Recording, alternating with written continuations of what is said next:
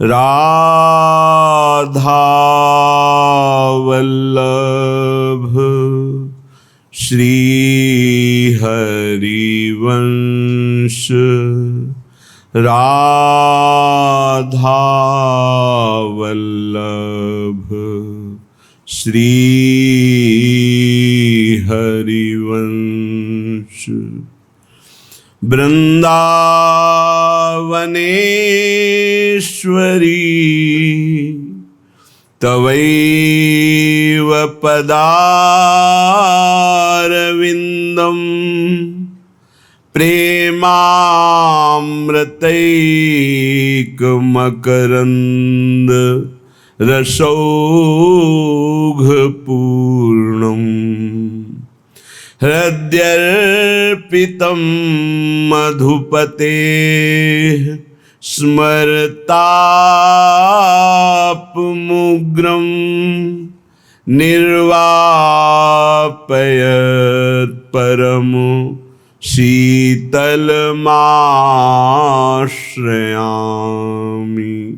निर्वापयत् परम शीतलमाश्रयामि।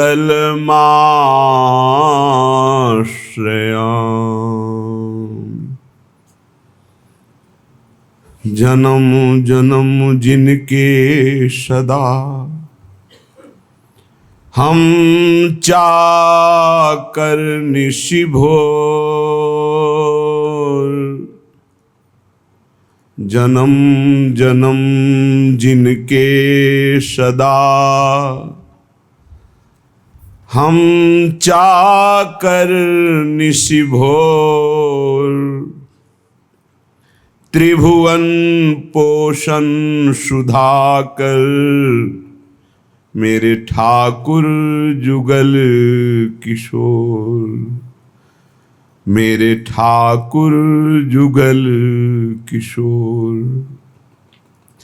सेव्य हमारे श्री प्रिय प्यारी वृंदा विपिन विलासी,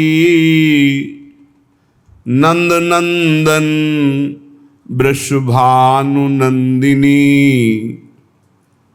चरण अनन्य उपासी।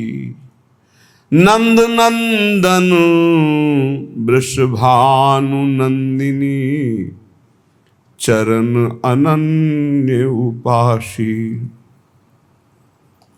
मत्र प्रणय मसु सदा एक रस, मत प्रणय में सदा एक रस। विविध निकुंज विलासी, श्री भट जुगल रूप बंसी बट सेवत सब सुख राशि। चरण कमल की दीजिए सेवा सहज रसाल, घर जायो मोहि जान के चेरो मदन गोपाल। हमारे सेव्य श्री जुगल किशोर जी हैं। मन वचन कर्म से श्री लाल लाडली लाल की अनन्य चरण उपासना है। महाप्रेम में एक रस मत हुए जुगल सरकार नवनिभृत निकुंज में बिलसते रहते हैं। कभी वंशीवट, कभी यमुना तट, कभी विविध कुंज निकुंजों में। जन्म जन्म हम इनके रात दिन के बिके हुए चाकर हैं, सेवक हैं। त्रिभुवन पोषक अखिल कोटि ब्रह्मांडों के स्वामी श्री जुगल किशोर हमारे ठाकुर हैं। हम बिके हुए इनके नौकर हैं, बिके हुए चाकर हैं। बिका हुआ घर जाया, ये पेमेंट नहीं लेते, ये वेतन नहीं लेते, ये बिके हुए हैं। अपनापन, मेरे स्वामी आपकी मुस्कुराहट ही हमारी वेतन है। आप मुस्कुरा रहे हैं, आप प्रसन्न हैं, बस यही विधि प्रभु प्रसन्न मन होई। जिस प्रकार से हमारे प्रभु का मन प्रसन्न हो जाए वही हमारा वेतन है। मदन गोपाल शरण तेरी आयो, मदन गोपाल शरण तेरी आयो, चरण कमल की सेवा दीजे, चेरो करी राखो घर जायो। घर जायो चेरा नौकर, मुझे कहीं और ठौर नहीं, हमारा कोई और नहीं, केवल आप ही हैं। आप अपने महल में रख लीजिए, अपनी सेवा में रख लीजिए, आपके सिवा हमारा कोई नहीं, कोई ठौर नहीं, कोई और नहीं। ये घर जाया चाकर का लक्षण है, स्थिति है, कोई और नहीं। मेरे तो गिरधर गोपाल दूसरों न कोई। लाल लाडली लाल के अनन्य उपासक ये घर जाए दास हैं। इनकी ऐसी स्थिति है कि प्यारी जू वही करते हैं जो इनके मन में आता है, जो प्यारी जू के मन में आता है वही इनके मन में आता है, जो इनके मन में आता है वही प्यारे जू करते हैं। भावे मोहि जोई सोई सोई करें प्यारे, ये बहुत ऊंचा पद है। जो प्रियालाल के दासत्व पदवी में सुख है वो करोड़ों ब्रह्मानंद में भी नहीं है। बेचारे जिनको रसिकों का संग नहीं है, रजरानी का रंग नहीं है, उसी प्रियालाल के विषय में क्या जाने, श्यामा श्याम के विषय में क्या जाने। चार बातें वेद की पढ़ करके वो श्यामा श्याम का रहस्य न जानने के कारण उपहासात्मक शब्द का प्रयोग करते हैं, चाहे वो कोई भी हो। जो अखिल कोटि ब्रह्मांडों के ईश्वर, जिनकी श्वासों से चारों वेदों का प्रादुर्भाव हुआ, जो स्वयं भगवान श्री कृष्ण द्वैपायन व्यास देव जी के रूप में प्रकट होकर 18 पुराणों की रचना, महाभारत की रचना, वेदों के सूत्रों की व्याख्या, वेदांत का भाष्य, ये सब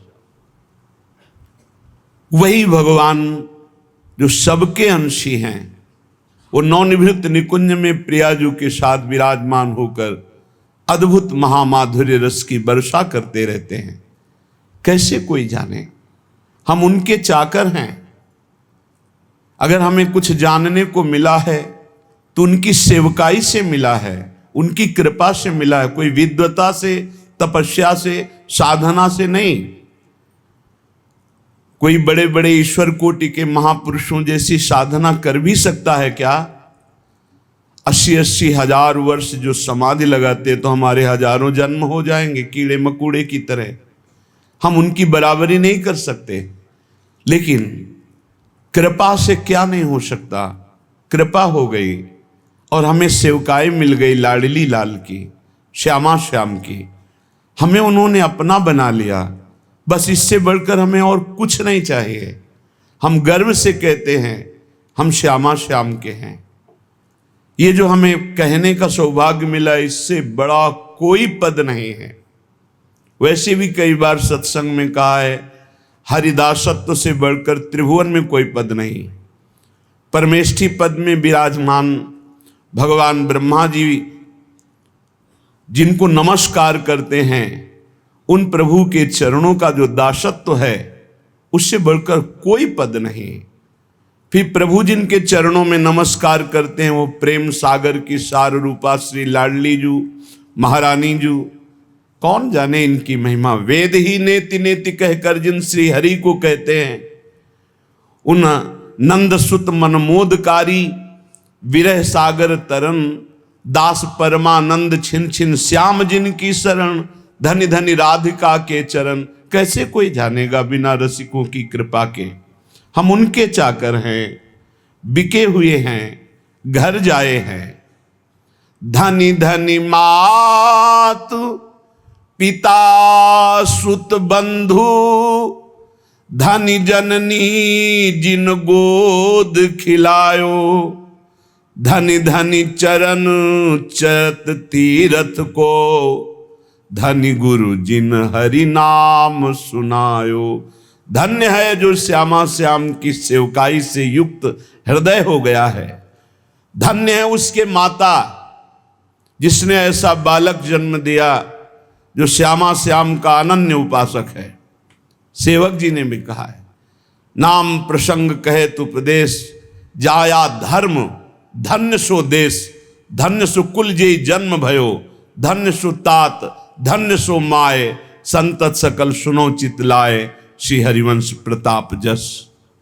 धन्य है वो माता पिता कुल, वो क्षेत्र, वो देश जिनमें प्रियालाल का अनन्य भक्त प्रकट होता है। धनी धनी मात पिता, धन्य है वो माता, धन्य है वो पिता, और धन्य है उसका पुत्र जो श्यामा श्याम का अनन्य उपासक हो गया। परिवार के सगे संबंधी सब धन्य हो जाते हैं। जिस कुल में एक महाभागवत प्रकट होता है, पूरे कुल का उद्धार कर देता है। धन्य जननी जिन गोद खिलायो, धन्य है ऐसी माता जो महाभागवत को अपने स्तन का पान कराया, अपने गर्भ में रखा, अपनी गोद में खिलाया। वो जगत पावन करने वाला कुल, जगत पावन करने वाली वो माँ है। धन्य धन्य चरण चलत तीरथ को, धन्य है वो श्यामा श्याम का अनन्य उपासक को, जहां चलता है वहीं तीर्थ हो जाता है। तीर्थी कुर्वन्ति तीर्थानि, वो तीर्थों में भी तीर्थत्व प्रदान करने की सामर्थ्य रखता है जो बिका हुआ श्यामा श्याम का चाकर है।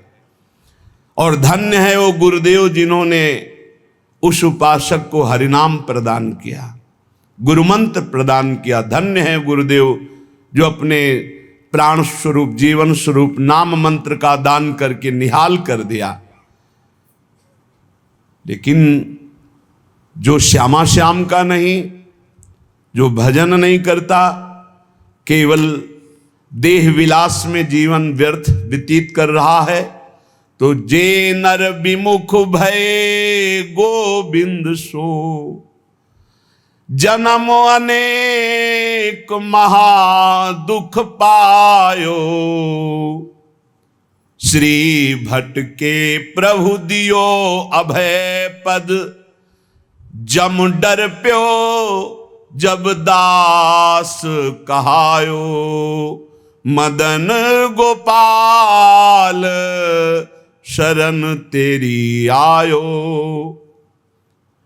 जो जीव भगवान से विमुख हो गए, जो न नाम जप कर रहे हैं, न भगवत लीला गायन श्रवण कर रहे हैं, न भगवत सेवा कर रहे हैं, व्यर्थ में केवल कल्पनात्मक चिंतन, नाना प्रकार के भोगों का चिंतन, नाना प्रकार की राग द्वेष का चिंतन, विमुख हो गए।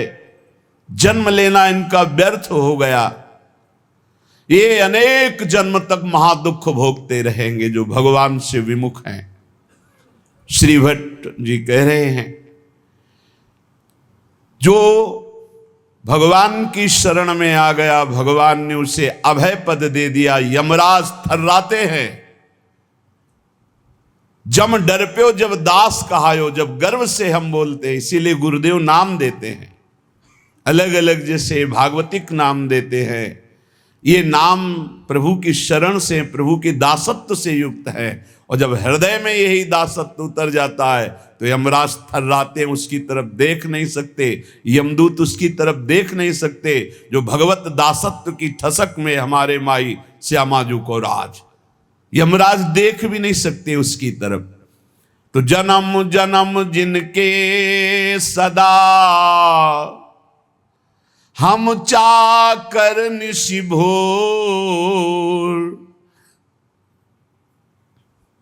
ये ठसक आ जाए, ये बात हृदय में बैठ जाए, हम किनके हैं। जिसको ये विश्वास हो गया कि हमारे साधन श्यामा श्याम, हमारे साध्य श्यामा श्याम, वो बेफिकिर बेपरवाह हो जाओ, निश्चिंत वो पद प्राप्त होगा जो किसी साधन से नहीं होता। हमारे साधन भी श्यामा श्याम, रात दिन हम उनका सुमिरन करने की चेष्टा करते हैं, उनके गुणगान गाते हैं, उनकी चरण शरण में पड़े हैं। हमारे साधन श्यामा श्याम, हमारे साध्य श्यामा श्याम। ये अंदर दासत्व की ठसक आना बहुत बड़ी बात है। हम साधक हैं, हम साधना कर रहे हैं, हम तपस्वी हैं, हम त्यागी हैं, हम ज्ञानी हैं, हम बैरागी, ये नाना प्रकार की, लेकिन हम प्रभु के दास हैं, ये ठसक आना बहुत बड़ी बात है। दास को ऐसा ना समझा जाए कि उसको ज्ञान नहीं होता, उसको बोध नहीं होता। जैसे आजकल लोग ये समझते हैं कि भक्ति का मतलब द्वैत ही केवल है। वो अज्ञानी है जो द्वैत देखता है। भक्त अज्ञानी होता है क्या? हनुमान जी महाराज से परम ज्ञान शिरोमणि वशिष्ठ जी ने एक दिन पूछा, सभा भरी हुई थी, राजाधिराज कौशल नरेश चक्रवर्ती सम्राट पद पर विराजमान अखिल कोटि ब्रह्मांडों के स्वामी परात्पर करुणा निधान सच्चिदानंद भगवान राम, और उनके कोमल चरण लेकर हनुमान जी सहला रहे थे। पूछा, हनुमंत, ये बड़े बड़े विज्ञ जन बैठे हैं, जानना चाहते हैं कि आप कौन हैं। हनुमान जी समझ गए परम ज्ञानी वशिष्ठ जी क्यों पूछ रहे हैं। तो उनका, प्रभु शरीर भाव से ये स्वामी हैं और मैं सेवक हूं, अंश भाव से ये अंशी हैं, मैं उनका अंश हूं, और तत्व भाव से जो रघुनंदन सिंहासन में विराजमान है वही हृदय में विराजमान, जो वहां वो यहां, जो वो ये। मुस्कुरा दिए वशिष्ठ। इससे बड़ा कौन सा ज्ञान है? सब ज्ञानों में यही तो ज्ञान है, जो वो ये और वो दोनों मिट गया, केवल है। जन्म जन्म जिनके सदा हम चाकर निशिभोर, त्रिभुवन पोषण सुधाकर ठाकुर जुगल किशोर। जुगल किशोर हमारे ठाकुर। बस इतनी बात आ जाए, पड़े रहो, बेपरवाह कुंजों में पड़े रहो, वो अद्भुत गति प्राप्त होगी जो बड़े बड़े यतियों को भी नहीं प्राप्त होती। विश्वास करो इस बात पर। काहू के बल भजन को काहू के आचार, व्यास भरोसे कुंवर के सोवत पांव पसार। वास्तविक परम पद की प्राप्ति कृपा से होती, कृपा से, कोई और साधन नहीं। साधन असाधन हटाने के लिए कृपा से होती है। सूर कहा है दुविधा आंधरो, बिना मोल को चेरो, भरोसो दृढ़ इन चरणन केरो। समझो, ये आखिरी महापुरुषों के हृदय के निकले हुए वचन हैं। बड़े बड़े महापुरुषों ने कहा, अपने अपने गुरुदेव वल्लभाचार्य जी की तो वंदना नहीं की, कोई पद नहीं गायन किया, तो उनका जितने पद लिखे सब उन्हीं के तो हैं, क्योंकि हम प्रिया प्रीतम और आचार्य दो नहीं देख रहे। वही गुरुदेव हैं, वही प्रिया प्रीतम, प्रिया प्रीतम ही गुरुदेव, गुरुदेव ही प्रिया प्रीतम। बोले फिर भी कुछ तो ये पद, भरोसो दृढ़ इन चरणन केरो, श्री वल्लभ नख चंद्र चटाबिन सब जग माहि अंधेरो। जिसको अपने आराध्य देव गुरुदेव का कृपा प्रसाद प्राप्त है, वो ये रात से समझ सकता है कि इस ठसक से बढ़कर कुछ नहीं। बिना मोल को चेरो, ये आखिरी शब्द बहुत बड़े काम का है। इस कलिकाल में इतना मलिनता छाई हुई है कि हम किसी भी साधन को सिद्ध नहीं कर पाएंगे। विश्वास करो, केवल एक कृपा का भरोसा, दृढ़ चरणों का आश्रय, तो माया से मुक्त हो जाओगे। भगवान कह रहे मामे वे प्रपद्यन्ते माया में ताम तरन्ति थे। तो ये ठसक, जुगल किशोर हमारे ठाकुर, इसमें इतना सुख है, बस इसके आगे बोलने की इच्छा नहीं। भाई यही लेके बैठ जाओ, यही अंदर बैठा लो, बस हो गया सारा काम, मान लो। पूज्य स्वामी श्री राम सुखदास जी महाराज साधकों की संजीवनी मूरी हैं। इसलिए कहा कि महापुरुष कभी पधारते नहीं, वो सदैव विराजमान रहते हैं, वाणी रूप में विराजमान रहते हैं। वो सदैव विचार परायण रहते, कैसे साधक को भगवत प्राप्ति हो। हर सिद्धांत को खूब डूब डूब करके ढूंढा, आखिरी में निर्णय आया कि हे नाथ, मैं आपका, आप मेरे, बस मैं आपका और आपकी कृपा का भरोसा। आखिरी बात, निर्णय यही, आपकी कृपा का भरोसा, मैं आपका, कोई हमारा नहीं, आप सिर्फ हमारे। इस खास बात निकली। जिन महापुरुषों को, बड़े बड़े महापुरुषों को देखा गया, वो आखिर इसी में आए, बिना मोल को चेरो, मैं बिका हुआ आपका दास हूं। जुगल किशोर हमारे ठाकुर, सदा सर्वदा हम जिनके हैं, जन्म जन्म घर जाए चाकर। जुगल किशोर हमारे ठाकुर, जन्म जन्म इन्हीं का था, भूल गया माया के मेले में। मान लिया है मेरा पुत्र, मेरी पत्नी, मेरा परिवार, मेरा मकान, प्राण छूटे फिर खत्म, फिर नया दुकान मकान, फिर नया दुकान, ऐसे अनंत जन्म व्यतीत हो गए। आज गुरु ने मुझे जगाया कि तेरा ये घर नहीं है, तेरे ये घर वाले नहीं हैं, तेरा घर श्रीधाम वृंदावन है, घर वाले प्रिया प्रीतम है, ललितादि सहचरियां हैं।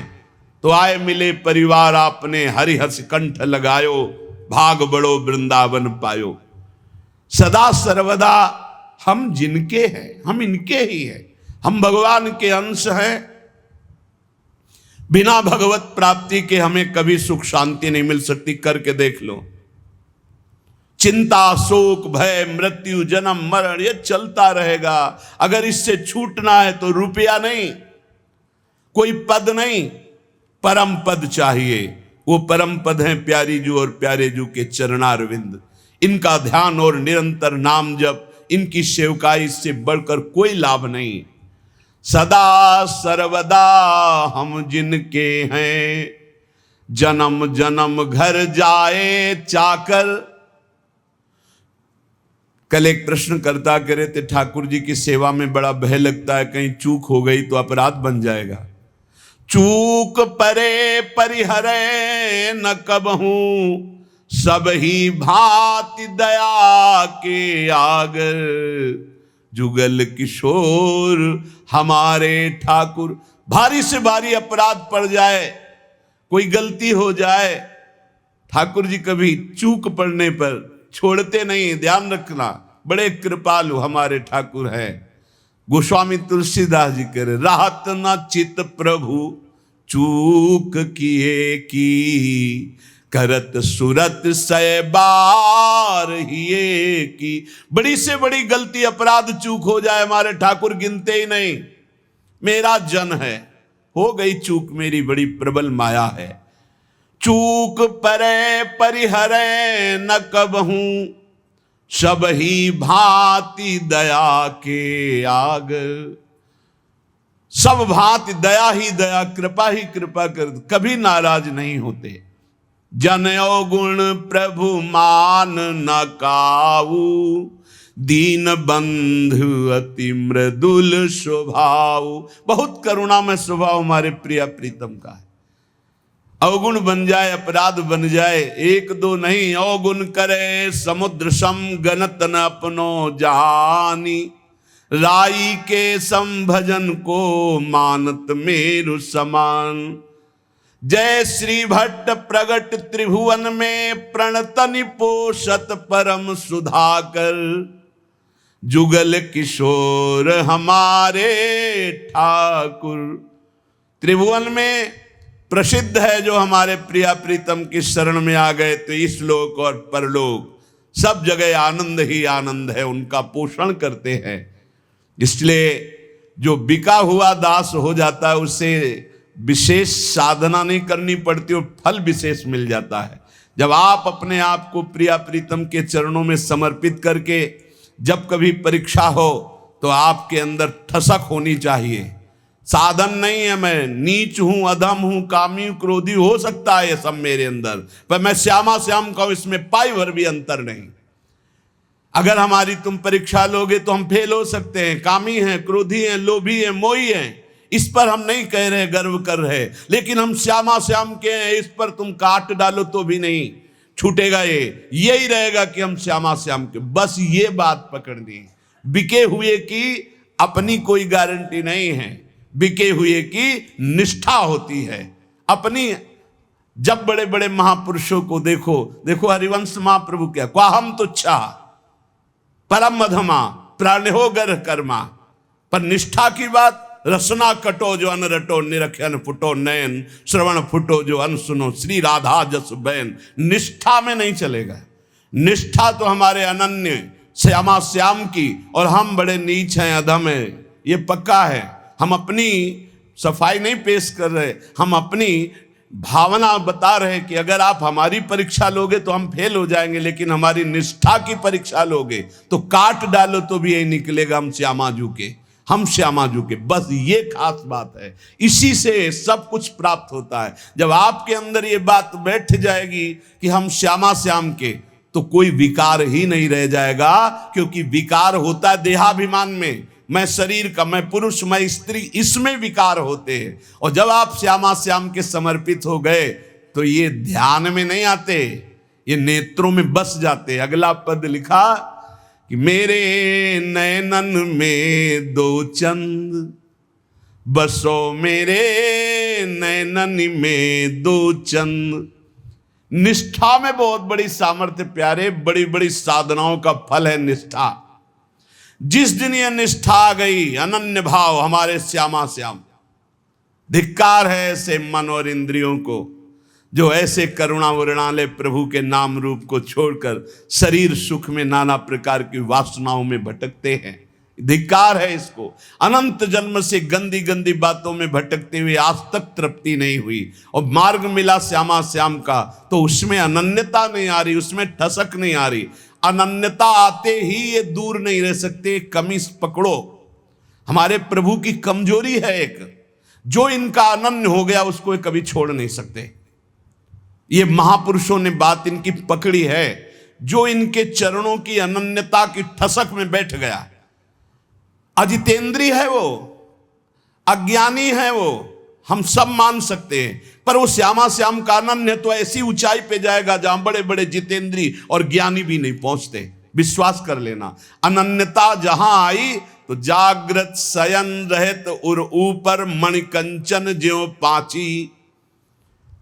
सोते जागते हर समय हृदय में स्फुरित होने लगते हैं, क्योंकि जान जाते हैं अब इसका मेरे सिवा कोई भरोसा आशा नहीं। तो स्वयं प्रभु महासाधन बन जाते हैं और उसके हृदय में अजपा जाप चलने लगता है। एक अद्भुत स्थिति उसके हृदय में आ जाती है, ये अनन्यता से आती है।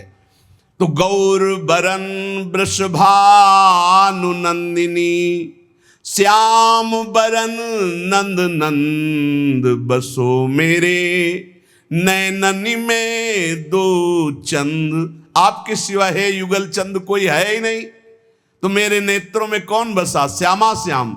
ये गोलक रहे लुभाए रूप में, निरखत आनंद कंद, जय श्री भट्ट प्रेम रस बंधन, क्यों छूटे दृढ़ फंद, बसो मेरे नैननी में दो चंद। दोनों युगल सरकार श्यामा श्याम आनंद कंद ऐसे आकर नेत्रों में बस जाते हैं कि नेत्र गोलक अब कुछ और देख ही नहीं पाते।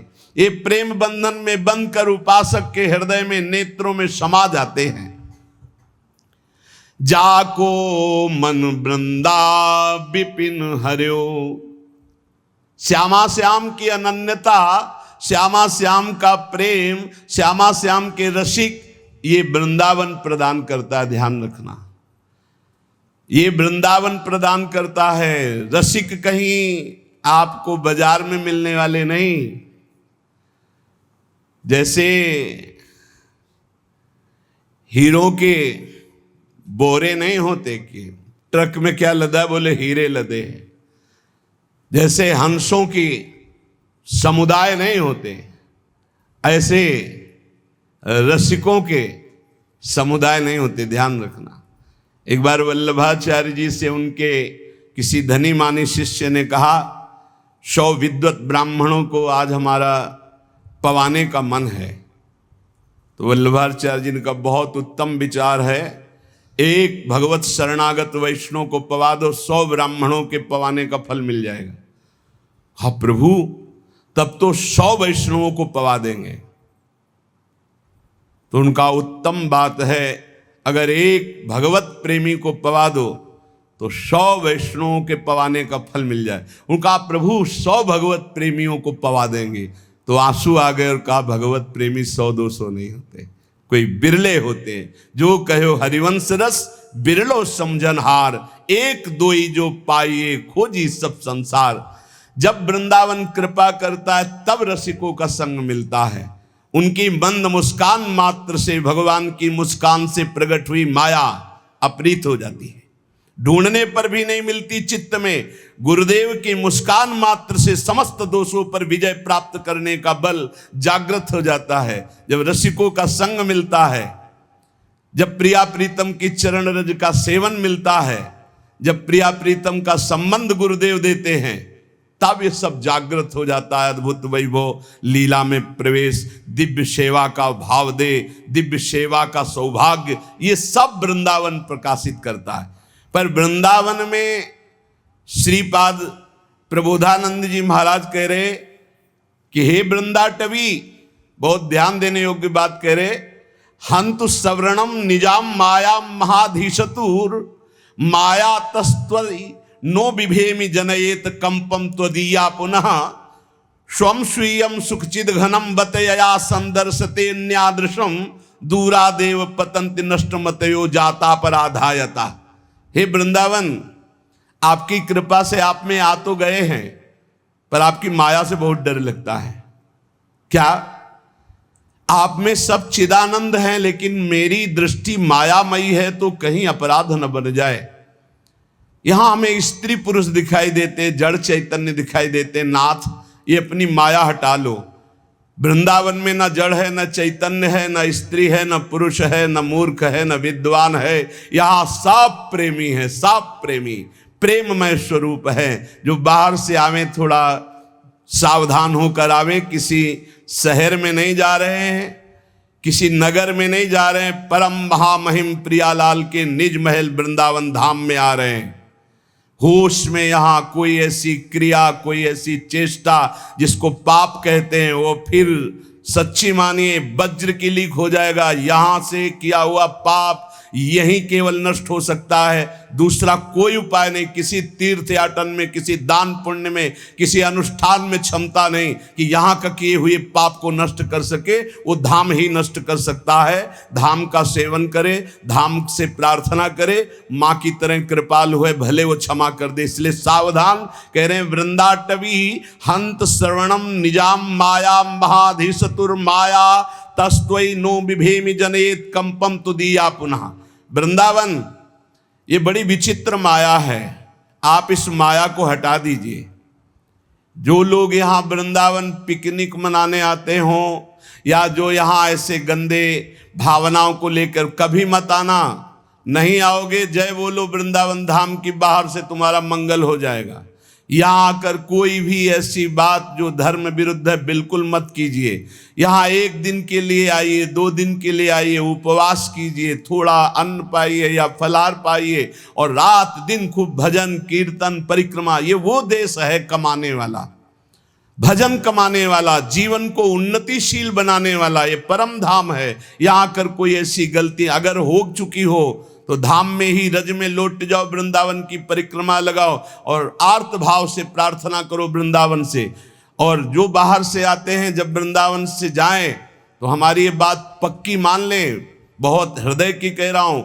बाहर निकलकर अगर आप सवारी से हैं तो उतर जाइए और वृंदावन को प्रणाम कीजिए, पंचांग और साष्टांग, और हाथ जोड़कर विनय कीजिए, हे श्रीधाम वृंदावन, मेरे शरीर से, मन से, वचन से अगर कोई त्रुटि जाने अनजाने में अपराध बन गया हो तो हे करुणा में क्षमा कीजिए और रज माथे पे लगाइए, फिर यहाँ से जाइए और जब यहाँ आइए तो प्रवेश होने के पहले ही साष्टांग दंडवत कीजिए या पंचांग दंडवत कीजिए। हे परम पावन प्रिया प्रीतम के निज महल स्वरूप वृंदावन धाम, ऐसी मुझे सद्बुद्धि दीजिए कि आप में मैं आया हूँ, कोई अपराध न बन जाए, न शारीरिक, न मानसिक, न वाचिक।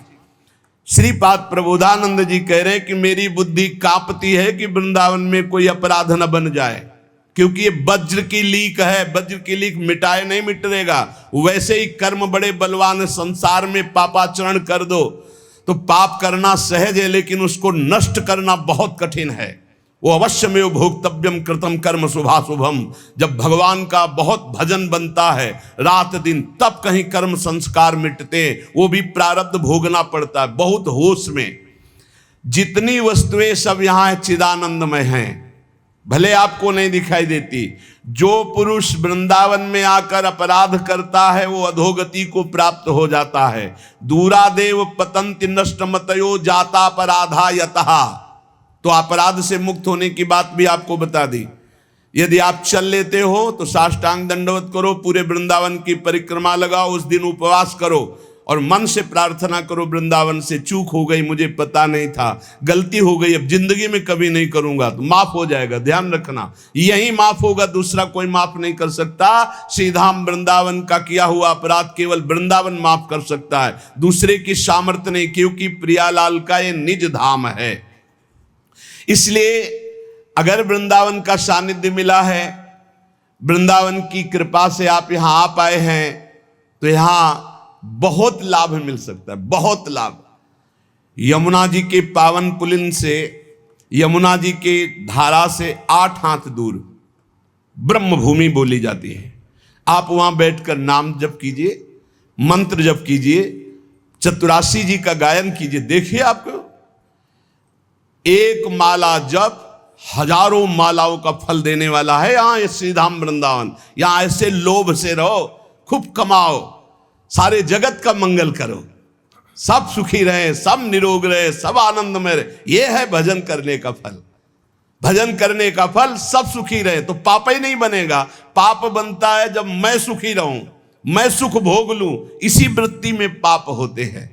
श्रीधाम वृंदावन जाको मन वृंदा विपिन हरियो, नाम लेत पावत जु प्रणय रति, जुगल किशोर देत निज कूल। जय जय वृंदावन आनंद मूल। जिसका मन वृंदावन हरण करता है तो वृंदावन क्या है? आनंद मूल है। यहीं से आनंद का प्रादुर्भाव होता है। तो आनंद का स्वरूप क्या है? बोले नाम लेत पावन जु करत। जय जय राधा वल्लभ श्री हरिवंश श्री वृंदावन श्री वंचन, राधा वल्लभ श्री हरिवंश श्री वृंदावन श्री वंचन। ये आनंद का मूल है। जुगल किशोर अपना सानिध्य प्रदान करते हैं।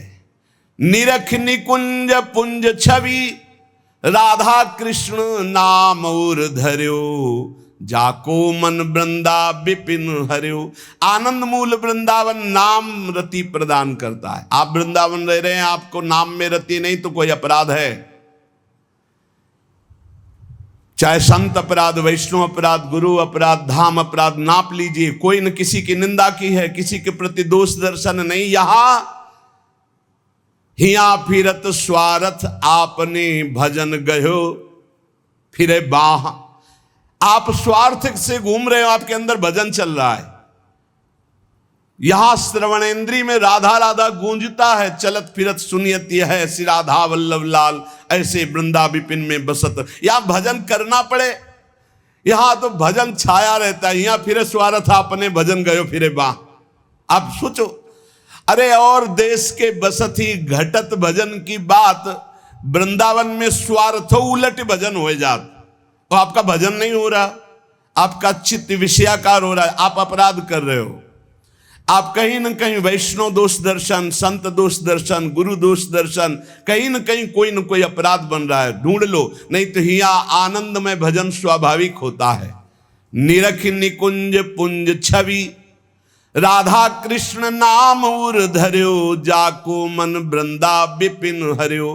जिसका मन वृंदा विपिन हरण कर लेता है, उसके हृदय में छवि पुंज श्यामा श्याम और उनका नाम चलता रहता है।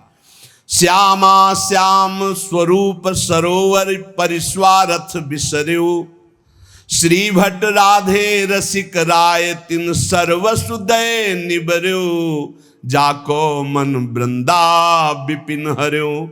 श्यामा श्याम के रूप सरोवर में समस्त स्वार्थों को विसार करके ऐसा मन पड़ जाता है कि फिर हटता नहीं। देखो, सेवा यदि श्यामा श्याम की मिल गई जिस उपासक को, प्रगट सेवा, तो समझ लो कि उसको निकुंज में पूर्ण सेवा का अधिकार प्राप्त हो गया है, तब यहां सेवा मिली। हमारी बात मान लेना, यह महापुरुषों की बात कहते हैं। श्यामा श्याम की सेवा में रुचि हो ही नहीं सकती यदि श्यामा श्याम ने स्वीकार ना किया हो। जब कोई हरिवंश शरण हुआ, रसिक शरण हुआ, तो हमारी प्यारी जो प्यारे जो परस्पर बैठकर तत्काल निश्चित करते हैं उसकी सेवा, कि ये निकुंज में आएगी, कौन सेवा करेगी, क्या सेवा, इसका क्या नाम होगा, क्या रूप होगा। उसी के अनुसार उसको यहां सेवा में रुचि होने लगती है। बोले हमें सबसे ज्यादा चंदन घर्षण में रुचि, हमारी चंवर डुलाने में रुचि। ये श्यामा श्याम आपको चाह रहे हैं कि आप चंवर डुलाएं, श्यामा श्याम आपको चाह रहे हैं कि आप गाएं, श्यामा श्याम चाह रहे हैं कि आप द्वार पर खड़े रहें। ये सब सेवाएं श्यामा श्याम चाह रहे हैं और निश्चित किया तब आपको सेवा मिली, मान लीजिए। पर सेवा में एक अनन्य निष्ठा होनी चाहिए। अगर आप श्री जी की सेवा कर रहे हैं और आपके पास कोई प्रिय मिलने वाला आया है, तो आपके नेत्र नहीं जाने चाहिए। सेवा से हटकर नेत्र गए, इसका मतलब अभी सेवा में प्रीता नहीं। गुरुजन आ जाएं तो श्री जी को विराजमान करके खड़े हो गए, वो इतना धैर्य रख ही नहीं सकते, तुरंत आपसे कहेंगे आप सेवा में लगिए, क्योंकि वो जानते हैं सेवा का महत्व। और अन्य कोई प्रियजन आया है या कोई बहुत से बड़ा लाभ का विषय है या बहुत से बड़े हानि का विषय है, सेवा से आंख नहीं हटानी चाहिए। इतना महत्व सेवा में देना चाहिए कि जिस समय हम सेवा में हैं उस समय फिर ना किसी की सुननी है, ना अपनी बोलनी है, ना हमें नेत्र देने हैं और ना हमें सेवा रोकनी है, चाहे कुछ भी हो जाए। अब ये निष्ठा पकड़ लो तो अभी माया पर विजय प्राप्त कर लोगे। बड़े महापुरुषों ने सेवा सुख के लिए अपने सर्वस्व का समर्पण कर दिया। श्री आस्करण जी महाराज नाम के महाभागवत हुए हैं, जो अपने लोग नाम कीर्तन करते हैं श्रृंगार आरती के बाद। हाँ, आस्करण मधुकर जयमल नृप हरिदास जन दासा, ऐसा आता है। तो आस्करण जी के इष्ट श्री राधा मोहन जो थे,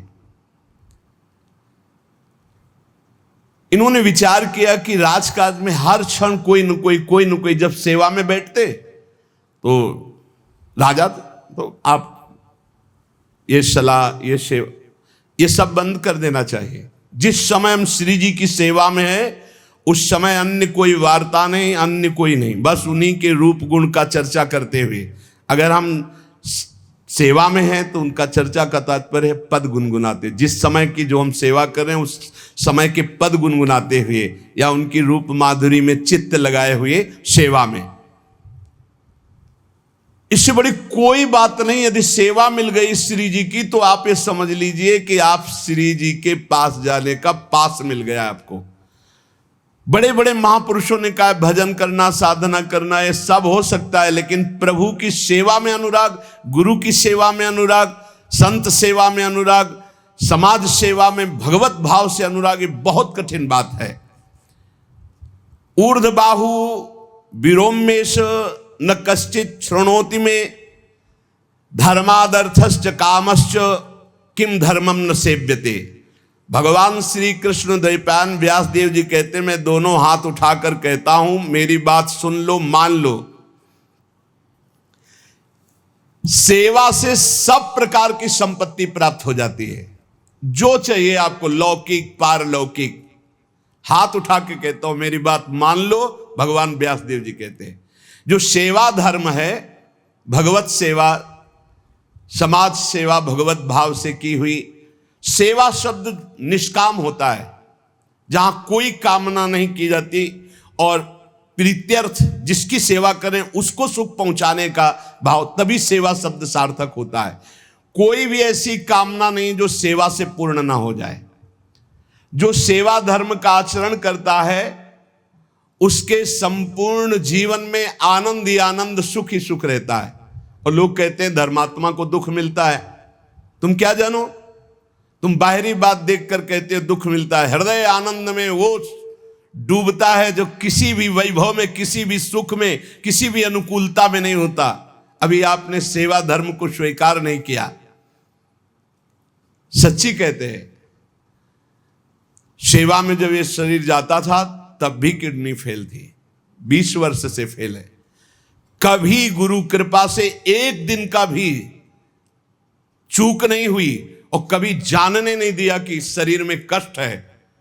7 बजे से लेके कभी कभी 11 बजे तक सेवा का सौभाग्य मिलता, बिल्कुल कभी नहीं जानने दिया। बड़ी से बड़ी सेवा की जो आज्ञा हुई तो वही गुरु बल सब कार्य कराता था। कहीं सेवा में कहीं भी ऐसा में नहीं, जब सेवा के बाद आए तो भले लेट गए, फिर सामर्थ्य नहीं रही भिक्षा भी मांगने की, पर जब सेवा में गए तो एक अपार सामर्थ्य गुरु कृपा से आ जाती थी। सेवा में एक अद्भुत सामर्थ्य है। समस्त कामनाओं के बीज, वासनाओं का नाश करने की सामर्थ्य भगवत सेवा में है। श्री आस्करन जी ने अपनी सेवा को सुरक्षित रखने के लिए, ये नरवरगढ़ के राजा है, राजा को बहुत से कार्य होते हैं, पता नहीं किस समय कौन सी राजकीय व्यवस्था के लिए आवश्यकता पड़ जाए, तो ठाकुर सेवा में एकाग्रता की बहुत आवश्यकता होती है। पत्रावली तो सिर्फ पत्रावली पे ध्यान है, इधर उधर नहीं तो पत्रावली बिगड़ जाएगी, वो पत्रावली मानी नहीं जाएगी आपकी। भोग लगा रहे हैं तो सिर्फ एक एक कवल पे ध्यान है आपका, बैठे हैं प्यारे जू कैसे पा रहे हैं, हित सजनी जू कैसे पवा रहे हैं, प्यारे जू कौन सी पदार्थ की तरफ देख रहे हैं, लाडली जू कौन से पदार्थ की तरफ देख, पूरी भावना में उससे डूब। श्रृंगार तो श्रृंगार कर रहे हैं, स्नान तो स्नान, मतलब सेवा में पूरी तन्मयता आवश्यकता है। अगर तन्मयता नहीं तो फिर बिगड़ जाएगा। तो नरवरपुर ताको राजा नरवर जानो, मोहन जू धरिए सेवा नी के करी है। घरी 10 मंदिर में रहे चौकी द्वार, पावत न जान को ऐसी मति हरी है। पर्यो को काम आए अब ही लिवाए ल्याओ, कहे पृथ्वीपति लोग कान में न धरी है। आई फौज भारी सुध दीजिए हमारी, सुनी बहु बात टारी परी बात खर भरी है। मनुष्यों में श्रेष्ठ आस्करण जी ये नरवरगढ़ के राजा थे। इनके ठाकुर का नाम राधा मोहन जो था। ये प्रेम पूर्वक उनकी सेवा में कोई विघ्न न हो इसलिए 10 घड़ी तक का कठोर आदेश दे दिया था। 24 मिनट की एक घड़ी होती है, तो 10 घड़ी कितने हुए? 4 घंटे। 4 घंटे तक कोई भी अगर सूचना देने आया तो दंड प्राप्त करेगा, वो दंड उसको मिलेगा। 4 घंटे तक सूचना भी नहीं देनी है। जिस समय वो राधा मोहन जी की सेवा में गए तो द्वारपाल खड़े हो जाते थे, कोई भी अंदर प्रवेश नहीं करेगा। किसी भी तरह की कोई विपत्ति आ जाए, आग लग जाए, फिर भी सूचना नहीं देनी है। 4 घंटे सेवा में ये शिक्षा लेनी चाहिए। अपनी जब ठाकुर सेवा करें, हम कहते तभी करो, सब निपटा लो पहले फिर ठाकुर सेवा करो। ऐसा नहीं है कि जल्दी जल्दी तुम्हारा चित्त कहीं लगा हुआ है। अगर घर गृहस्थी में हो तो हम कई बार एकांतिक में बोल चुके हैं, पहले अपने पति पुत्र की तैयारी कर दो। उनको ऑफिस जाना है, उनको विद्यालय जाना है, सबकी तैयारी कर दो। जय जयकार करके उनको पवाओ। फिर इसके बाद अपने ठाकुर को स्नान कराओ, ठाकुर को भोग लगाओ, निश्चिंत हो करके। चित्त वृत्ति बार बार दौड़ रही है, ठीक बात नहीं। अगर हमें कभी कोई और कार्य हुआ तो हम पहले वो कार्य करते थे, फिर राधा वल्लभ जी के दर्शन जाते थे, क्योंकि हम राधा वल्लभ जी के दर्शन में खड़े वही चिंतन करेंगे, वो उनके पास जाना है तो पहले उनके पास हुआ है, फिर अगर कोई कार्य है तो हम वो निपटा के तब जाएंगे। ऐसी सेवा में अन्य कोई वार्ता नहीं, अन्य कोई चिंतन नहीं, अन्य कोई हमारी क्रिया नहीं, केवल सेवा में तत्पर। इसलिए उन्होंने कठोर नियम लगा रखा था, 4 घंटे तक कोई सूचना भी नहीं देगा। और आप मंदिर में राधा मोहन जी को 4 घंटे स्नान कराना, श्रृंगार कराना, आरती करना, फिर आरती करके भोग आदि सब करके फिर दंडवत करना। दंडवत के बाद जब प्रसाद चरणामृत लेकर उठते तब कोई बात हो तो बता सकते हैं। वो भी बात जब श्री जी की चिक डालकर बाहर निकले, उस समय द्वार पर चौकीदार बहुत सावधानी से कोई भीतर न जाने पावे। देखो, महापुरुषों से हमको शिक्षा मिलती कि हम कैसे ठाकुर सेवा करें। ठाकुर जुगल किशोर हमारे, इनकी सेवा हम कैसे करते हैं। आप 4 घंटे एकाग्रचित होकर केवल सेवा में ही डूबे, बड़ा सुख मिलता है। जब अपने श्री जी सौभाग्य दिए थे सेवा करने का, तो जैसा श्रृंगार करने के बाद जब दर्पण दिखाते थे तो रोना आता था। अपने प्रभु को श्रृंगारित देखकर जो हृदय में सुख मिलता है, रोम रोम आनंदित हो जाते थे। कभी कभी 2-2 बजे दोपहर तक बैठे फिर भिक्षा मांगने जाते थे। श्रृंगार करने के बाद पद सुनाओ उनको, फिर उनकी रूप माधुरी देखो। भक्तों के नेत्र अलग होते हैं तो प्रभु उनका रसास्वादन भी अलग ही करवाते हैं। एक बार क्या हुआ, आवश्यक कार्य से नरवरगढ़ में दिल्ली के बादशाह का आगमन हो गया। बादशाह जो सैकड़ों राजाओं के ऊपर होता था, और ये नरवरगढ़ के राजा थे। उसने आज्ञा करी, जाओ आस्करण जी को हमारे सामने जल्दी लिवा करके लाओ। और आस्करण जी का नियम था, राधा मोहन जी के मंदिर में गए तो सख्त आदेश, कोई सूचना नहीं पहुंचाएगा। सब आस्करण जी के जो रक्षक थे उन्होंने मना कर दिया, नहीं महाराज, ये आपकी सूचना भी नहीं पहुंच सकती, 4 घंटे आ ही नहीं सकते आस्करण जी। उसको बहुत क्रोध आया। बादशाह हो, मैं आदेश कर रहा हूं, एक छोटे राजा के सेवक हमें जवाब दे रहे। बादशाह ने आज्ञा का उल्लंघन, इससे बड़ा क्रोध हुआ और उसने बड़ी सेना बुलवा ली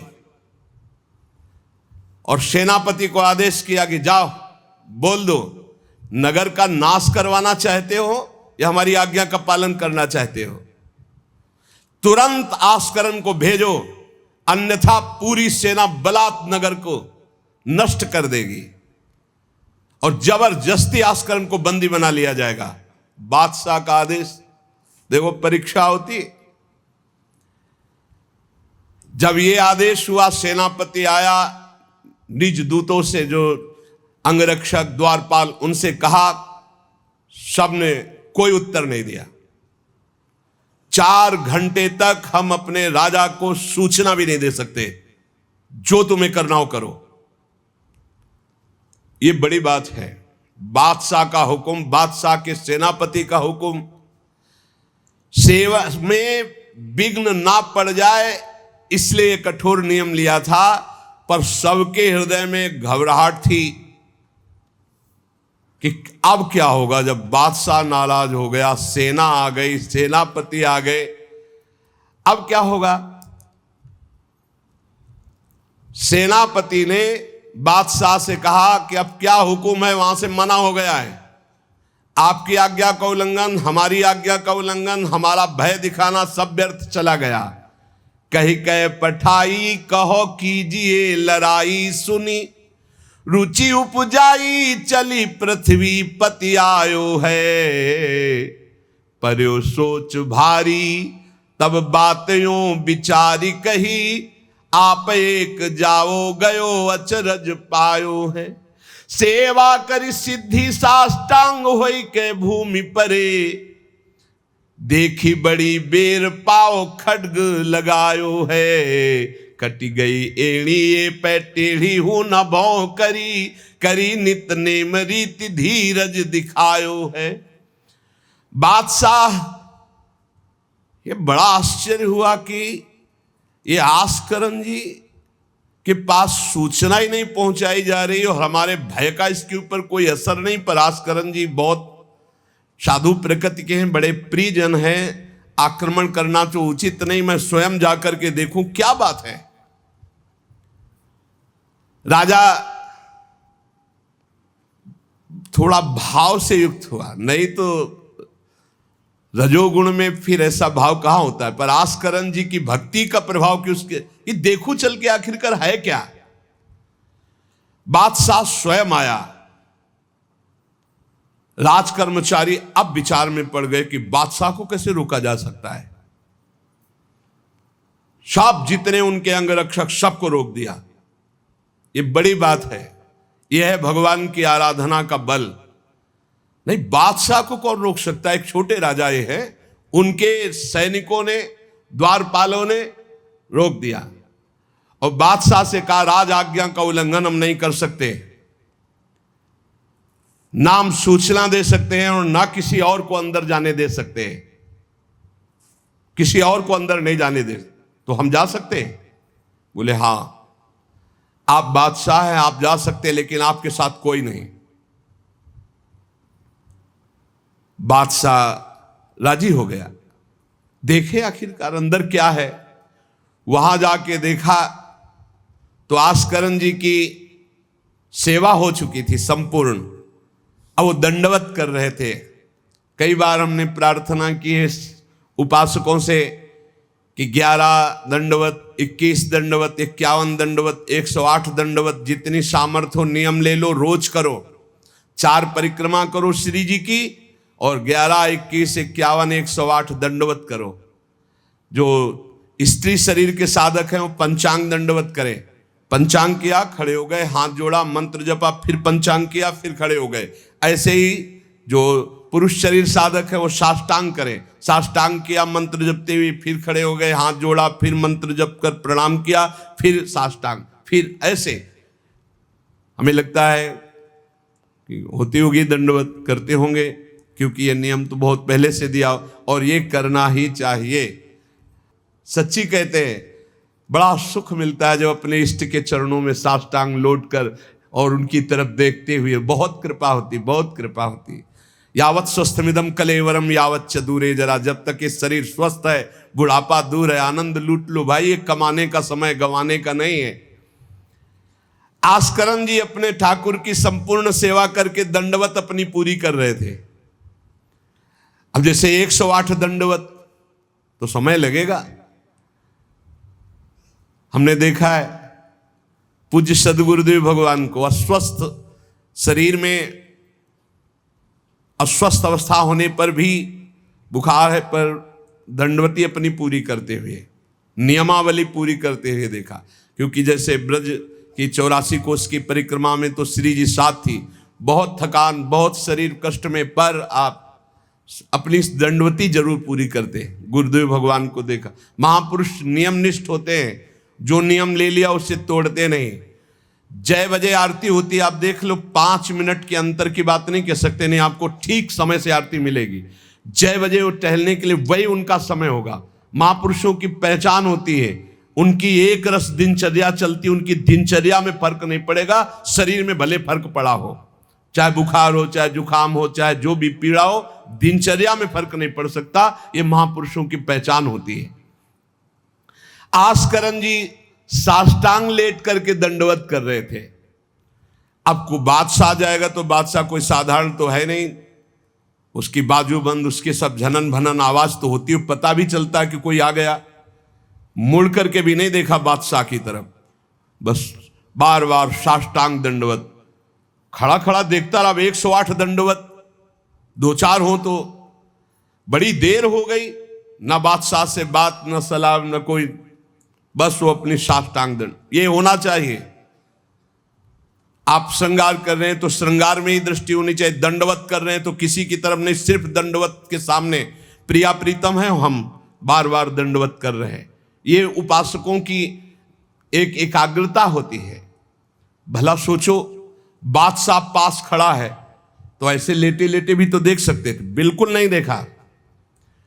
राजा को, बादशाह को बड़ा आवेश आया कि इतनी देर से मैं खड़ा हूं, पहले तो वहीं सब नाना करते रहे, इतनी देर से खड़ा हूं, ना कोई प्रणाम ना नमस्कार, ना हमारी तरफ देख रहा है, क्या है। तलवार निकाली और साष्टांग दंडवत कर रहे थे तो मारा, एक पैर की एड़ी कट गई, एड़ी कट गई, खून बह रहा है। साष्टांग दंडवत, फिर खड़े, फिर साष्टांग दंडवत, फिर खड़े, फिर साष्टांग दंडवत, बिल्कुल नहीं देख रहे कि एड़ी कट गई। सोचो जरा, ये भक्त की निष्ठा है उपासना की। या तो अगर एक चींटी काटेगी तो थोड़ी देर लौट करके पहले देखेंगे क्या हो रहा है, फिर दंडवत। एड़ी कट गई, लेकिन किसने काटा, ना ये बात देखी। एड़ी कटना कोई साधारण बात समझते हो? तलवार से पूरी एड़ी काट दी, कोई दुख नहीं, रक्तस्राव हो रहा है। अपने नियमानुसार कटी गई एड़ी, ए पे टेढ़ी हूं न भौं करी, ना तो आह निकला न गुस्साई कि किसने ऐसा कर दिया।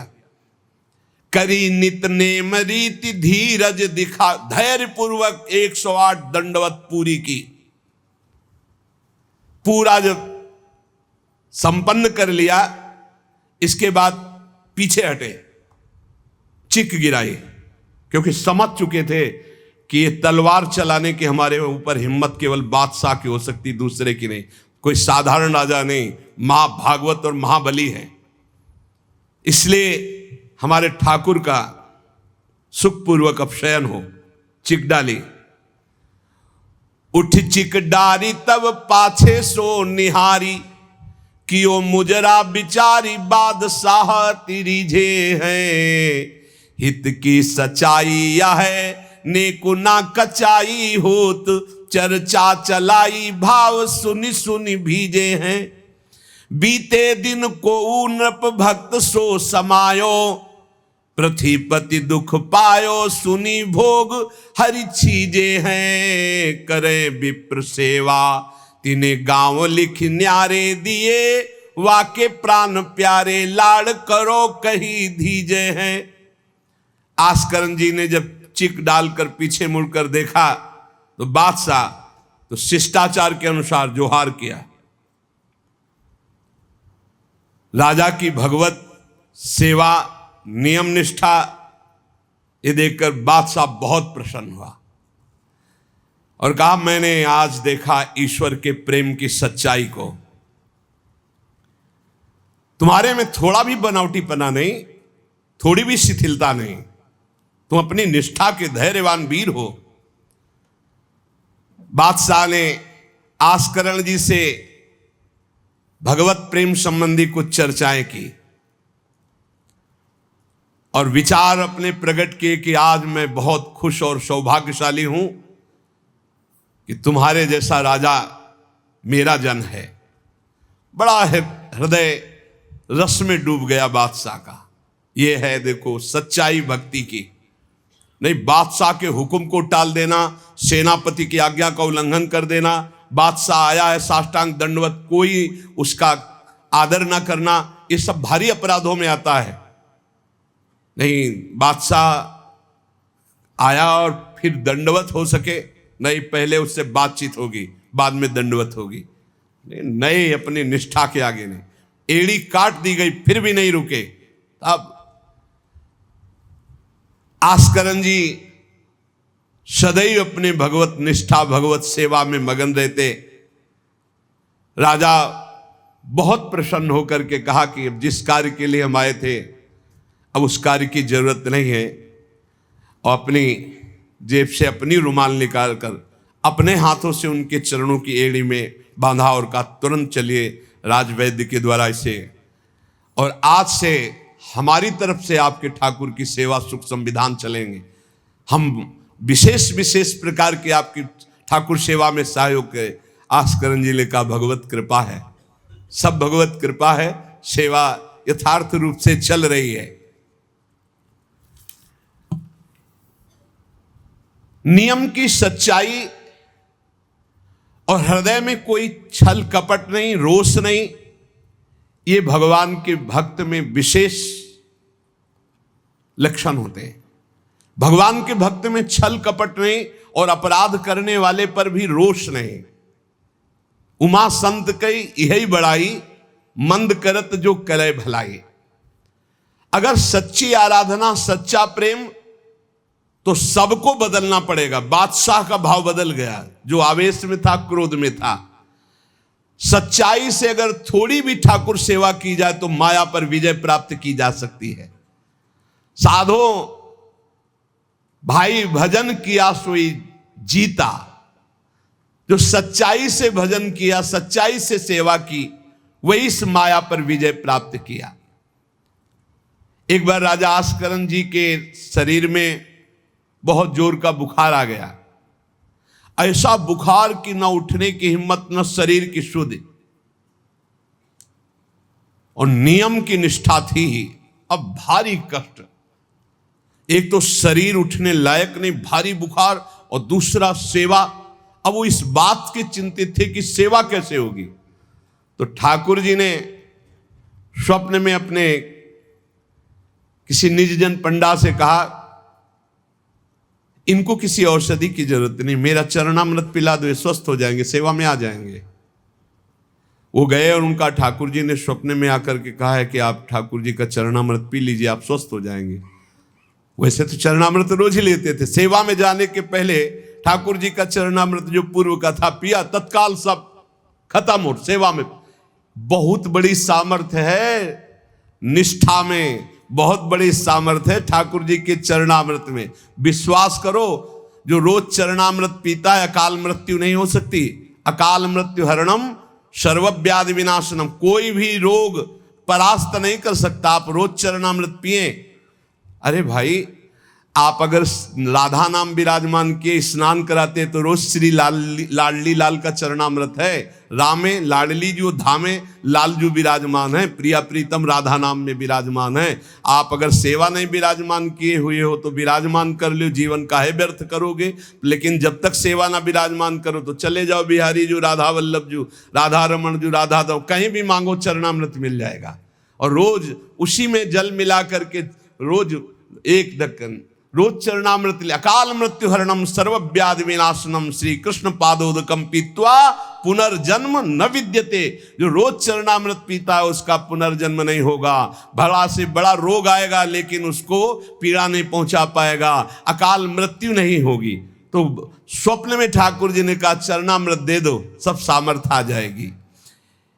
एक बार राजा ने द्वेषवश सेना लेकर, किसी दूसरे राजा ने आपके ऊपर चढ़ाई कर दी, तो आपने व्यर्थ की खून खराबी ना हो, ललकार सुनकर भी आप सेना सहित संग्राम भूमि में ये विचार किया कि युद्ध करने से बहुत लोगों का नाश होता है।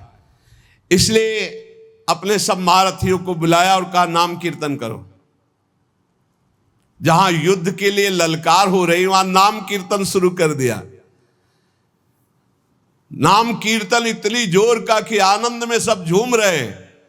और उधर एक बादल की ऐसी टुकड़ी आई कि इतने ओले बरसे कि जो विपक्षी सेना थी, मैं राजा और विपक्षी सेना सब भाग गए और ये अपनी तरफ कीर्तन ही करते रहे, लड़ना ही नहीं पड़ा। भाव ये है कि जो भगवान में चित्त जोड़ता है, भगवान नाम कीर्तन करता है, भगवत सेवा परायण रहता है, सारे विघ्नों का निवारण स्वयं भगवान करते हैं। एक बड़ा सुंदर प्रसंग श्री जयमल जी का आता है। जयमल जी भी नियमनिष्ठ महापुरुष, ये भगवान श्री श्यामा श्याम के अनन्य उपासक थे। हरिवंश महाप्रभु के निज जनों में इनका भी नाम आता है, जयमल जी का। इनके हृदय में जैसे आस्करन जी की निष्ठा थी, उस वैसी निष्ठा थी सेवा की। इन्होंने भी 10 घड़ी तक किसी भी तरह की कोई सूचना, किसी भी तरह का कोई कार्य हमसे नहीं बताया जाएगा। और इन्होंने तो स्पष्ट आदेश कर दिया। तो वहां तो आदेश था केवल आस्करण जी का, यहां आदेश था जो बताने आएगा उसकी गर्दन उतार लेंगे। यहां तो और कठोर था। जयमल सिंह जी, वैसे इनका पहले निवास मेड़ते में था और ये बड़े अनुरागी प्रिया प्रीतम के, इनको प्रिया प्रीतम की सेवा में थोड़ा भी विघ्न बर्दाश्त नहीं था। ये नियम निष्ठा कि मंदिर में कोई भी जब सेवा में जयमल जी हो आ नहीं सकता, आ गया तो उसकी गर्दन बचेगी नहीं। एक कठोर नियम लगा दिया था निर्विघ्न सेवा के लिए। सेवा में बहुत बल है प्यारे, सेवा में बहुत बल है। आप सेवा को जरूर घर में विराजमान करो प्रिया प्रीतम की ठाकुर जी, लेकिन ये आजकल जैसा बनावटीपन किया जाता है ऐसा मत करो भाई। हर काम वीडियो के लिए नहीं है। छोटी छोटी बातें, आप अपने ठाकुर जी का भोग, ठाकुर जी का स्नान, ये वीडियो के लिए है, ये पैसे के लिए है। अरे कुछ तो ठाकुर जी के लिए और अपने बीच में एकांत रखो। चलो गान बजान है, ठाकुर जी की ऐसी बातें हैं जो आनंद ले, सब वो बात तो ठीक है, लेकिन आप स्नान करा रहे हो, आप ठाकुर जी को भोग लगा रहे हो, आप ठाकुर जी की ये बातें तो गुप्त रखो। ये अपने और ठाकुर के प्यार की विषय की बातें तो गुप्त रखो। ये सब वीडियो के लिए नहीं होता है। कुछ मंगल जगत का हो सके, कैसे अष्टयाम सेवा करते हैं वो बातें तो ठीक है, लेकिन आप लोग अपने घरों में जो ठाकुर विराजमान के सब बातें वीडियो में मत। अब आजकल हर उद्देश्य वीडियो का होता जा रहा है। छुपाने की तो बातें कुछ नहीं हो रही, हर बात छुपाने की हो रही। सत्संग है, एकांतिक है, कुछ कीर्तन है, कुछ भजन की बातें हैं, वो तो चलो लोक मंगल के लिए, लेकिन अपने ठाकुर की जो विशिष्ट एकांतिक सेवाएं हैं वो बातें गुप्त रखनी चाहिए। ऐसा नहीं कि जो पर्दा करके अपने ठाकुर जी का स्नान कर रहे हैं, पत्रा, हाँ आप श्रृंगार करके आ गए, आप दर्शन करो, आरती करो, सब कोई, जैसे राधा वल्लभ जी के देखो आरती के दर्शन होते, लेकिन आप दर्शन नहीं कर सकते कैसे स्नान कराया जाता है। आप अंदर दर्शन नहीं कर सकते कैसे भोग लगाया जाता है। कभी कभी जैसे 56 भोग किसी भारी उत्सव में तो एक कुछ घंटे के लिए दर्शन, वो बात अलग है। तो अपने ठाकुर घर में जो विराजमान है, बिल्कुल जो निकुंज के ठाकुर वही है। अपनी भाव निष्ठा रखो। जयमल जी ये नियम लगा लिए थे कि अगर सेवा के समय कोई भी समाचार देने आएगा तो उसे मार डाला जाएगा। इतना कड़ा शासन। और ये बात प्रसिद्ध हो गई थी कि 4 घंटे जयमल जी निकलेंगे नहीं मंदिर से। तो जयमल जी का एक मंडोर का जो राजा था वो भाई लगता था, उसने विचार किया कि बहुत अच्छा 4 घंटे का समय है, जयमल जी के पास सूचना कोई दे नहीं सकता, और इस समय आक्रमण किया जाए तो पूरे नगर को कब्जे में कर 4 घंटे का युद्ध, और वो निकलेंगे नहीं और कोई सूचना देने जाएगा तो मार डाला जाएगा। बहुत बढ़िया अवसर है कि पूरे नगर को अपने कब्जे में कर लिया जाए। भारी सेना चारों तरफ से पूरे नगर को घेर लिया गया। अब ये जब सैनिकों से पता चला तो हाहाकार मच गया कि बिना राजा के आदेश के युद्ध कैसे छेड़ दिया जाए। चारों तरफ से शत्रु पक्ष सैनिकों ने घेर लिया है। सबने विचार किया कि आज्ञा हो जाए तो अभी युद्ध हो जाए, पर आज्ञा लेने कौन जाए? जो जाएगा वो मार डाला जाएगा। जयमल जी का आदेश है।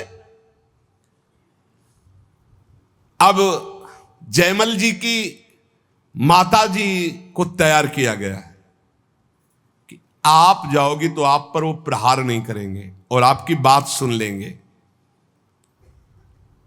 माता जी भी डरती हुई गई, क्योंकि आज्ञा थी कोई नहीं आएगा, अगर जो भी आएगा उसकी गर्दन उतार दी जाएगी, मार डाला जाएगा।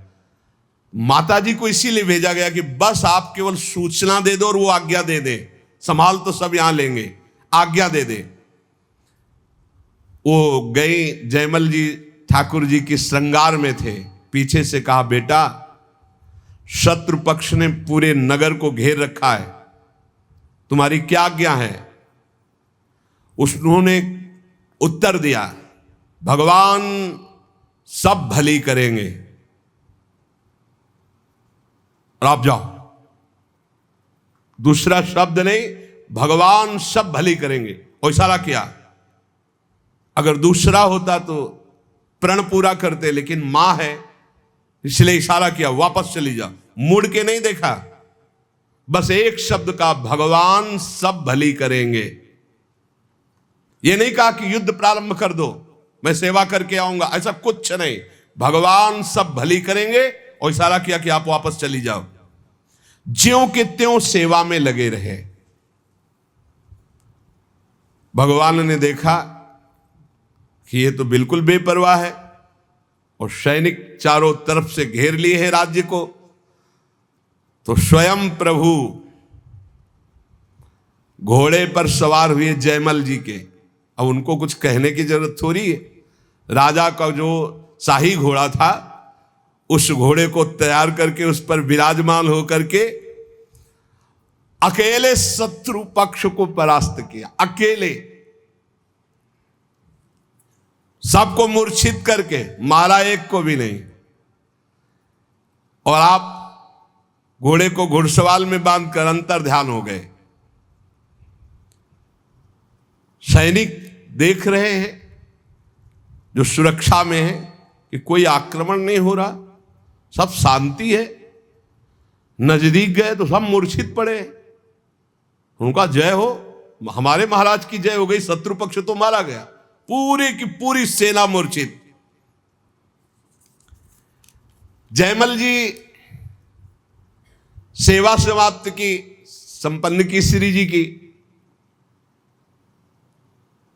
और बड़े आवेश में सीधे गए जहां उनका घोड़ा विराजमान रहता था, घुड़सार में। तो घोड़े को देखा तो पसीने से लथपथ और हाँफ रहा था। ऐसा कैसे हो सकता है? घोड़े की सवारी इतनी तीव्र गति से किसने की? इतना हाँफ रहा, पसीना पसीना हो रहा है। तो जो घोड़ा तैयार करते थे वो साथ में थे जयमल जी के। तो उन्होंने कहा कि प्रभु, घोड़े को तो ले जाते हुए कहीं किसी ने नहीं देखा, पर घोड़े की हालत तो ऐसी जैसे बहुत दौड़ाया गया हो, बहुत मेहनत की गई हो। तो उनका कहा ठीक है, चलो, इस समय विचार करने का विषय नहीं, दूसरे घोड़े को लो। राजाओं के पास कई घोड़े और सैनिक सजाओ, वहां चलो। तो उनका प्रभु वहां जाओ, वहां तो सब मारे गए हैं। किसने मारा? वहां जाकर देखा तो सब सेना घायल और मूर्छित पड़ी थी, जान से कोई एक भी नहीं मरा था। और जो राजा, वो भी घायल। जयमल जी नजदीक गए, देखा तो कि ये मेरा वो भाई ही है, मेरा शत्रु बनकर के आया है। तो वो रो के कह रहा था कि भाई, मुझे नहीं पता था कि तेरा सांवला सिपाही एक ही इतना बलवान है। मैं कभी युद्ध में नहीं आता, मैंने कभी तुम्हारे उस वीर को नहीं देखा। वो सांवला सिपाही कौन था जिसने अकेले मेरी सारी सेना को मूर्छित कर दिया और मुझे बाण से तो घायल किया और नेत्रों से ज्यादा घायल कर दिया? एक बार तुम दिखा दो अपने उस सांवले सिपाही को, मेरा हृदय तड़प रहा है उसके लिए। उसकी वो सुंदर चितवन, उसकी मुस्कान ने मेरा मन हरण कर लिया। शत्रु पक्ष के ये है ही ऐसे। जब सूप नखा की नाक कान भगवान ने लक्ष्मण जी के द्वारा, वो जब गई खरदूषण के समीप, भारी बलवान असुर, भारी सेना सजाई, अभी चलते हैं।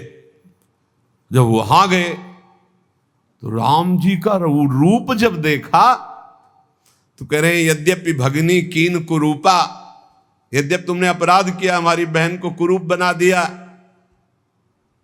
लेकिन बध लायक नहीं, तुम मारने लायक नहीं, बहुत सुंदर हो। राक्षस लोग कह रहे हैं, इतने सुंदर प्रभु और मुस्कुराहट प्रभु के देख के कह रहे कि यद्यप तुमने अपराध किया है, मेरी बहन को ऐसा कुरूप कर दिया, पर तुम मारने लायक नहीं, दर्शन करने लायक हो। सुनो, हम तुम्हारा कुछ भी नहीं करेंगे। सुनते तुम्हारी पत्नी बहुत सुंदर, दे दो, बदला हो जाएगा और तुम जाओ।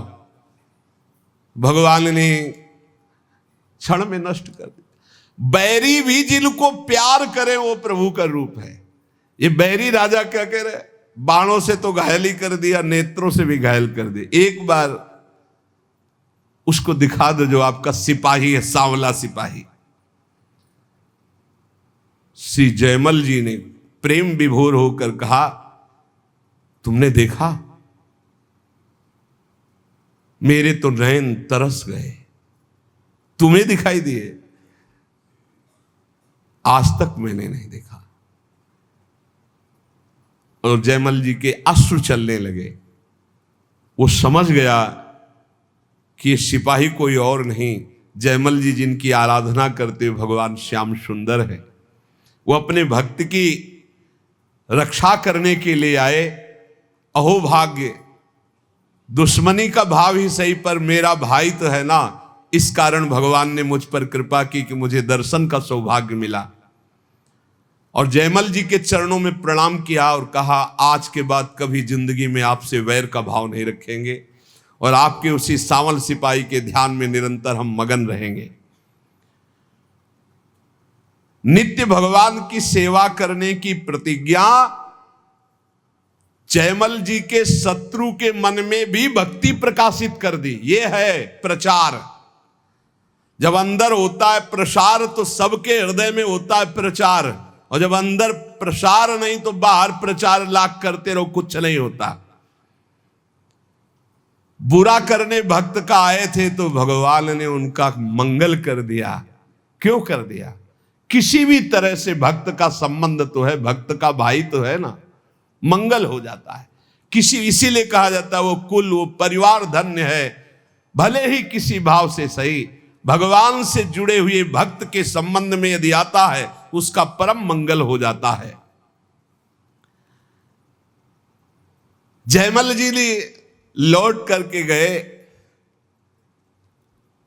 और अपने घोड़े को दंडवत किया कि ये भाई, ठाकुर जी की सेवा तो हम प्रगट में करते ही हैं, लेकिन तेरे सौभाग्य का वर्णन क्या करें। मेरे ठाकुर जी तेरे पर सवार हुए, घोड़े की 4 परिक्रमा की, आरती उतारी, दंडवत की और बार बार हाथ से स्पर्श करके पुलकित हो रहे हैं।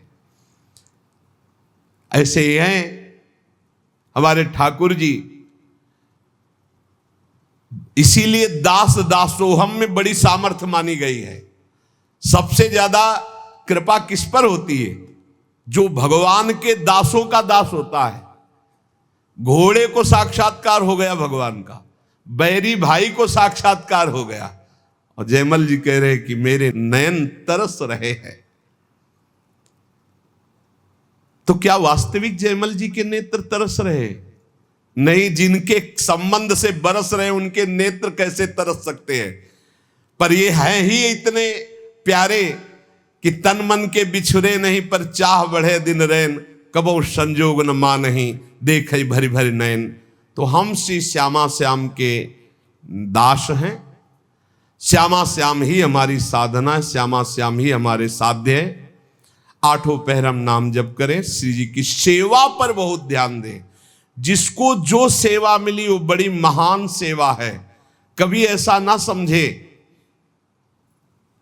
कि किसी की द्वार पे या कहीं बहुत दूर सेवा लगी है तो सोचे कि नजदीक सेवा वालों का तो बड़ा सौभाग्य। नहीं, आप देख लीजिए, सनक सनंदन सनातन सनत कुमार जी ने जब जय विजय को शाप दिया तो अंदर प्रवेश होने का अधिकार खो दिया।